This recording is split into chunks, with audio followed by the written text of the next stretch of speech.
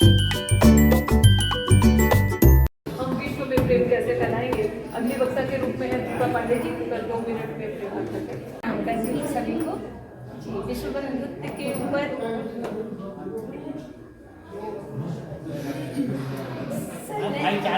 जी जी जी sir ने जो यहाँ पर एक ये बनाया है, ग्रुप बनाया है कि अपन सभी लोग, जितने भी लोगों को उन्हें जोड़ा है, वो ना कोई धर्म ना जाति के हैं, बाकी सभी लोग सम्मानीय हैं और उनने सभी लोग कोई उम्र का बंधन नहीं रखते हुए सबको ये जोड़ा है। सब भाई भाई हैं और सब सम हैं, कोई इसमें ये नहीं है कि उनको सम्मानीय रूप से देखा जाए। सब एक ही हैं और सब अपने अपने मिलकर काम करें और जो भी के रूप में रामचंद्र मोटवानी जी को आमंत्रित करना चाहूँगी। नमस्कार।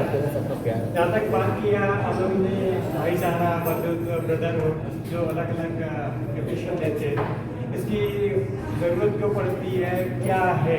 अब कंट्रीज़ के बीच देखिए, कंट्रीज़ में जो ज़रूरत पड़ती है इंटर कंट्रीज पावर गेम। अभी भी जैसे एग्जाम्पल दिया यादव जी ने कि हमारा चंद्रयान इतना सक्सेसफुल लैंड हो गया, अभी भी काम कर रहा है अच्छे से। कई कंट्रीज हैं जो इस बात को लेके भी खपा है, जिनको ये अच्छा नहीं लगा है कि इंडिया आगे बढ़ गया। पावर गेम है सब जगह, कंट्रीज ये सोचती है कि हमसे आगे क्यों। आपने देखा होगा कई कंट्रीज तो यही सोचती है कि पूरा वर्ल्ड चलाने वाले हम हैं। तो कंट्रीज के लिए आता है, ह्यूमन बीइंग के लिए ईगो आता है, अपना अपना ईगो, जिसके कारण हम लोग आपस में फ्रिक्शन पैदा होते हैं, फ्रस्ट्रेशन है, डिससेटिस्फेक्शन है। अब वो ह्यूमन ईगो के साथ साथ दूसरी जो चीज़ें आती तो हमारे जैसा बताया मनु पांडे जी ने भी कि डिफरेंट वर्टिकल्स हमारे समाज में जो है, चाहे वो रिलीजन के बेस पे हो, कास्ट के बेस पे हो, इकोनॉमी के बेस पे हो, तो बहुत सारे जो वर्टिकल्स बने हुए हैं और उनके कारण आपस में उनको ऐसा लगता है कि मैं छोटा हो गया, वो बड़ा हो गया। इसके कारण उनमें भी फ्रस्ट्रेशन आता है। अब फ्रस्ट्रेशन आया किसी भी बात के लिए या तरक्की के लिए, प्रगति के लिए हम लोगों को जब तक यूनाइट नहीं होंगे तब तक हमारी प्रगति नहीं हो सकती। और यूनाइट होने के लिए हम लोगों को यही भाईचारा ही चाहिए, सद्भाव ही चाहिए, ताकि सभी लोग मिलके रहेंगे और यूनाइट होके अगर हम लोग काम करेंगे, या इवन पूरे अगर वर्ल्ड में सभी कंट्रीज भी अगर एक दूसरे के प्रति सोचें कि कोई छोटा बड़ा नहीं है, तो इतनी अच्छी अच्छी चीज़ों की रिसर्च हो सकती है टेक्नोलॉजी के फील्ड में, दूसरे साइंटिफिक फील्ड में, हर फील्ड में। बट वो बातें हो नहीं पाती है। अभी ये भी एक अच्छा एग्जाम्पल दिया गया कि एक रूम में हम लोग 4 लोग शेयर करने की बात जो आई, किशोर जी ने मेरे को चाबी दे दी थी कि आप लोगों को एक रूम जा बाकी जो कोई आ जाएंगे। बाद में मैंने बताया उनको, और अंजू अपनी सहेलियों के साथ शिफ्ट हो गई है। मैं देख रहा हूँ मैं कहाँ एडजस्ट हो सकूँ, तो मेरे को भी एक रूम मिल गया जिसमें एक मेंबर वेकेंट था। बोले चलो अच्छा है। जो ये है कि हम लोगों को एक दूसरे का जो सीखने का अवसर मिलता है, ये एक अपॉर्चुनिटी है, वो अगर हम लोग एनकरेज कर लेते हैं तो सबसे अच्छा है। अब मैं सबसे पहली बात जो पहले भी बोला था मैंने, अगर हम सामने वाले की खुशी में हम खुश होते हैं तो कोई बात ही नहीं आती, ना आपको भाईचारे की जरूरत पड़ेगी, ना ईगो की जरूरत पड़ेगी, सभी खुशहाल रहते हैं। तो उसके हिसाब से हम लोग बढ़ते चले। Thank you very much. तो शायद विश्व में कोई समस्या ही नहीं रहेगी। अगले वक्ता के रूप में रेणु चौहान जी को आमंत्रित करना चाहूंगी। रेणु जी मौजूद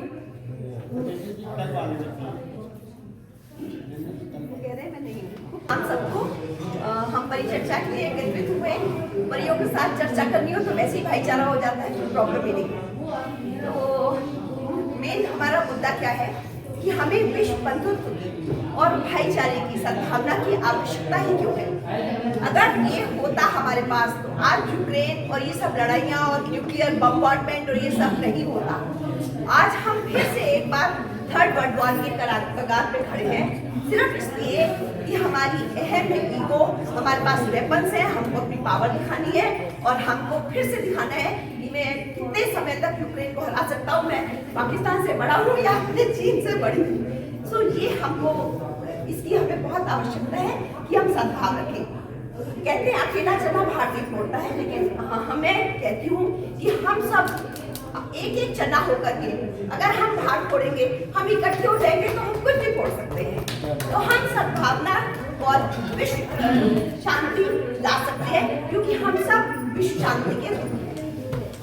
लेकिन अब सवाल है कि हम इसको कैसे ला सकते हैं।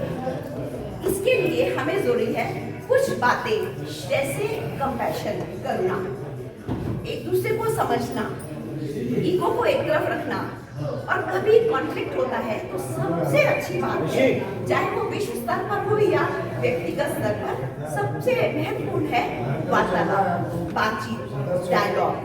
तो उससे किसी भी तरह का कॉन्फ्लिक्ट हो वो मैनेज हो सकता है। ये हमारे लिए बहुत जरूरी है। ये एक दूसरा होता है। इसके अलावा हमारी संस्कृति हमें सिखाती ही यही है। हमारी संस्कृति, हमारा धर्म हमें सिखाता ही यही है, सहनशीलता, एक दूसरे को समझना और नॉन जजमेंटल होना। हम अपनी सोच के, अपने दिमाग के दायरे बनाए हुए हैं। वो व्यक्ति अच्छा नहीं है, वो धर्म अच्छा नहीं है, वो देश अच्छा नहीं है, अरे ये क्या करती है, वो देश से आई है।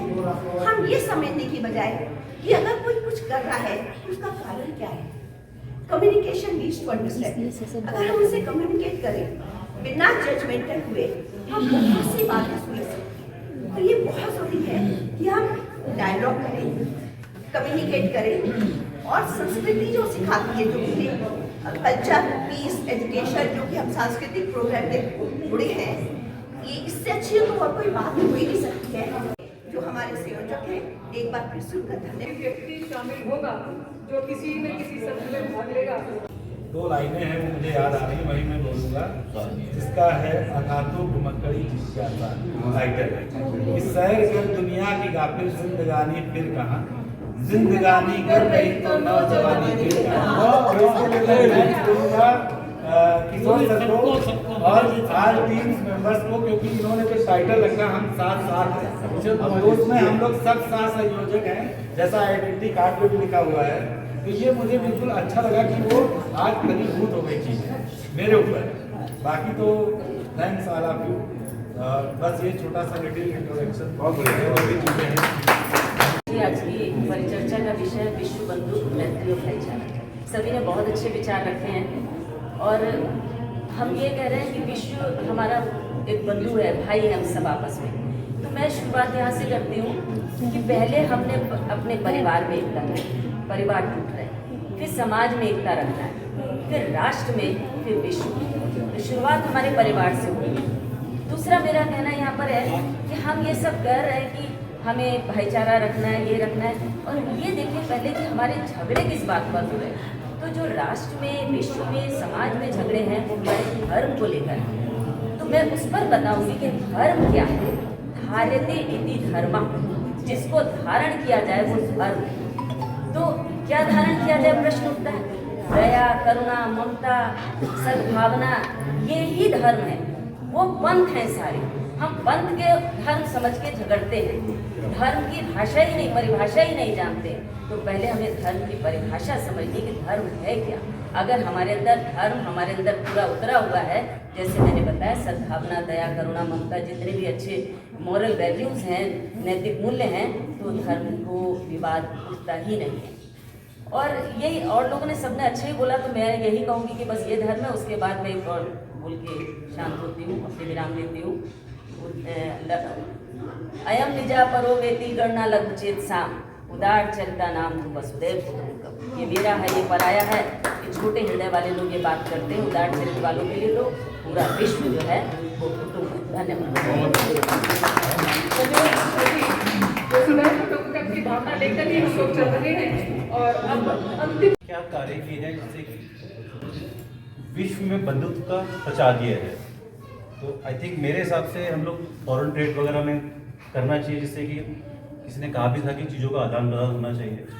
तो इससे क्या होगा कि 2 देशों में जब ट्रेड फैलता है तो ऑब्वियस ही बात है, दोनों देशों में प्रॉस्पेरिटी बढ़ेगी, दोनों का कल्चर आपस में एक्सचेंज होगा, बहुत सारी चीज़ें होंगी, और लोग भी एक कंट्री से दूसरे कंट्री जाएंगे। तो ये भी अपने आप में एक विश्व बंधुत्व का ही प्रोत्साहन है। तो आई थिंक